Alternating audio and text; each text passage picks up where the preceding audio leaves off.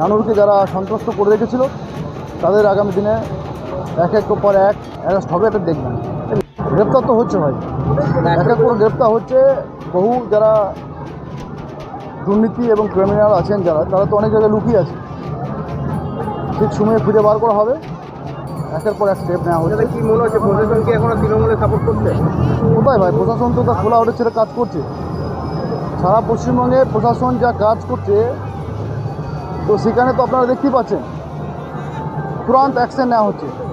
যে কোনো অভিযোগ এলেই তাকে অ্যারেস্ট করছে, তার বিরুদ্ধে প্রশাসনিক তার ব্যবস্থা নিচ্ছে।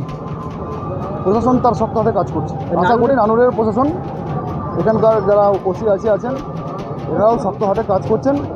আমরা সামনের দিনে দেখব যারা দুর্নীতি করেছে, মানুষের অত্যাচার করেছে, নানুরকে যারা সন্ত্রস্ত করে রেখেছিল তাদের আগামী দিনে এক এক পর এক অ্যারেস্ট হবে, এটা দেখবেন। নানুরের যে পাচারকলা দেহ উদ্ধার হয়েছিল, মুখ্যমন্ত্রী বারবার বলছে পুরোনো কেসগুলোকে রিওপেন করার জন্য, ওই কেসটাও কি রিওপেন হবে? অবশ্যই হবে। তাও অলরেডি তো সিএম সাহেবও এই বিষয়ে নজরে দিয়েছেন এবং সামনের দিনে এই বিষয়টা আরও খোলাসা হবে।